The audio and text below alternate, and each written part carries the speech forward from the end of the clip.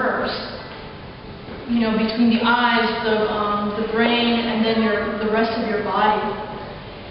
Your muscles actually, with continual repetition, actually with any movement that you make, your muscles actually are creating a memory of every single movement that you make.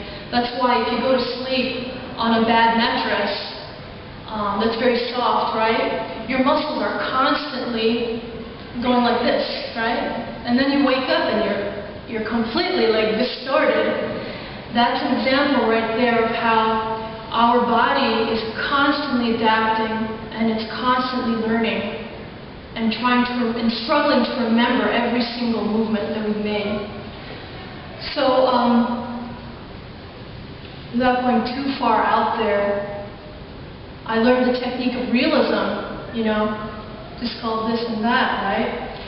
But what I found was that the models themselves are doing something that's alien to the body, and it's unnatural. It's unnatural to sit like this. This model actually had to pose for about 6 or 7 months, and the sessions were 3 hours, you know, per session. So I came to realize that, you know, I was doing this realism thing. I didn't know why. Other than that, I wanted to be able to create what I could see here. But what I found was, in reality, what was really in front of me was a person who was in pain. and coincidentally, right here, there's a nerve. So when she was resting her elbow, she was pinching a nerve. Okay? And everything, I realized, it's not just my eyes, it's not just my hands, it's with my own body. It's with my emotional state that you're perceiving somebody. And so I noticed that, you know, with models, there's pain. There's pain there. It's a foreign thing to pose for a sculpture. And they're fighting.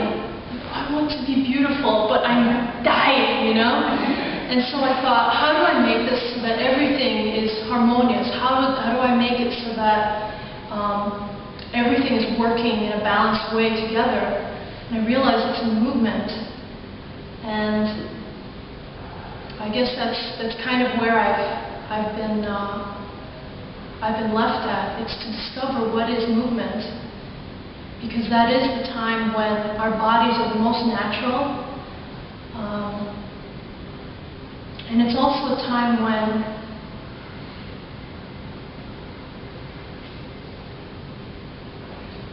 let's say it's a time when we're existing. It's a time when we're existing in the present moment.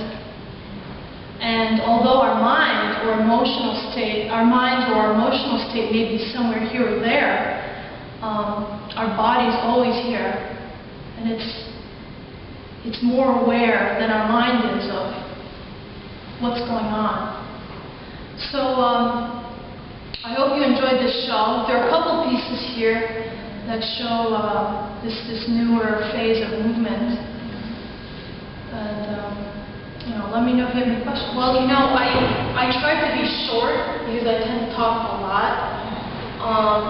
But what I found was, when it comes to my response to a work and somebody else's, I find it has a lot to do with how we each perceive differently, and that's based upon your life.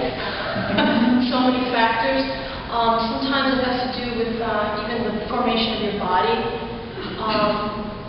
Certain forms of a person's body may feel could feel violent or aggressive, or they could feel like they were right on par. So I remember once somebody responded to the color of something. Notice that people respond to color.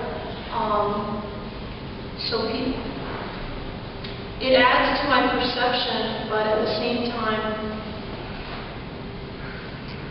I kind of hold it not so much as a complete judgment in order to change the whole structure of however I perceive it. But what I do is that if somebody says that I'll take that thought and I'll hold that and I'll leave that exactly as that in this situation the person responded in this way, and I kind of catalog it as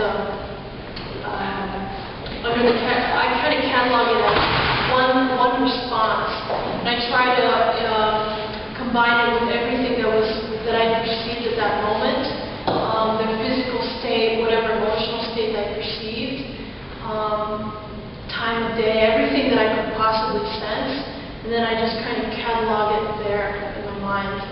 And then from there, I kind of gather more and more information. And there are times when I do find universal responses, and when I do, then I really note it. But if it's just a few responses, then I try to understand how that response was in context with everything about that person, and also, that evening or whatever, just try to make it as rounded out as possible.